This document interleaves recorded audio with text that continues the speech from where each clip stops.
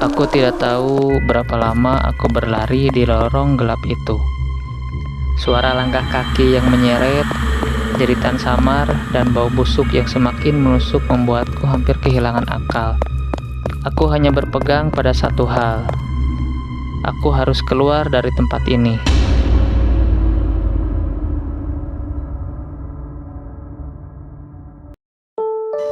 Namaku Irwan.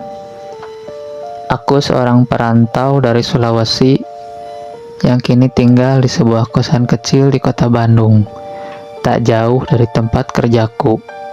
Malam itu sepulang kerja, tubuhku terasa aneh. Kepala berat, dada sesak, seolah ada yang tidak beres dengan kesehatanku. Aku berpikir, gak bisa nunggu besok. Besok, aku harus kerja lagi, dan jelas aku gak bisa izin. Tanpa banyak pikir, aku langsung menuju rumah sakit terdekat. Rumah sakit Mawar Merah.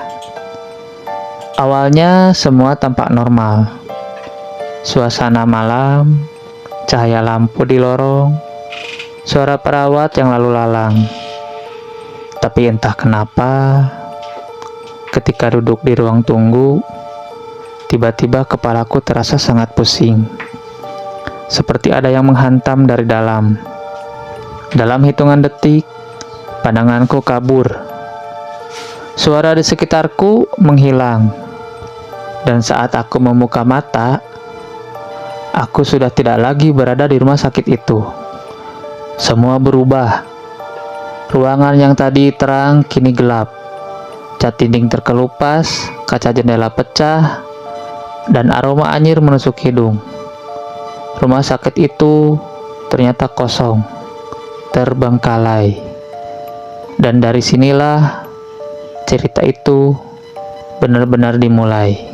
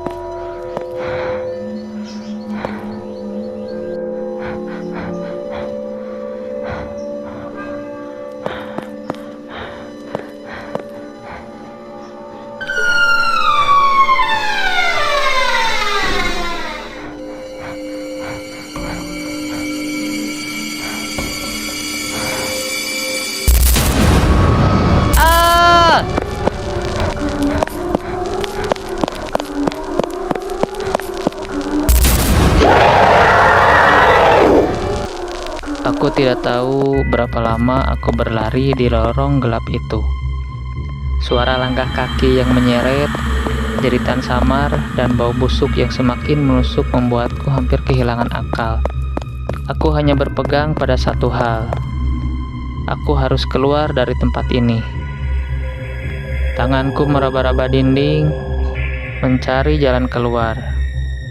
Sampai akhirnya aku menemukan sebuah pintu darurat yang hampir tertutup reruntuhan. Dengan sisa tenaga, aku dorong pintu itu. Cahaya dari luar menyilaukan mataku. Udara malam yang dingin langsung menyergap paru-paruku. Dan akhirnya, aku berhasil keluar. Kakiku gemetar, napasku tersengal. Aku berdiri di pinggir jalan yang sepi, hanya diterangi lampu jalan yang redup. Jauh di seberang jalan, kulihat beberapa orang sedang duduk di pos ronda. Mereka menoleh heran melihatku berjalan sempoyongan. Salah satu dari mereka berdiri, menghampiriku. "Dek, dari mana jam segini?" tanyanya dengan nada curiga. Aku menunjuk ke belakangku, ke arah bangunan gelap yang baru saja kutinggalkan. Dari rumah sakit itu, rumah sakit Mawar Merah. Aku barusan dari dalam." Mereka saling pandang. Raut wajah mereka berubah, seolah mendengar sesuatu yang tak seharusnya diucapkan. Orang yang tadi bertanya kini mendekat dan berbisik pelan. "Dek, rumah sakit itu udah tutup lebih dari 5 tahun. Banyak yang bilang tempat itu angker. Banyak yang nggak pernah keluar lagi setelah masuk." Aku membeku, kudongakkan kepala menatap bangunan itu sekali lagi. Gelap, sunyi, tapi aku bisa bersumpah. Di jendela lantai 2, ada sesuatu yang berdiri memandangku. Aku memejamkan mata, mencoba mengusir pikiran itu. Tapi kata-kata warga itu terus terngiang di kepalaku. Banyak yang gak pernah keluar lagi.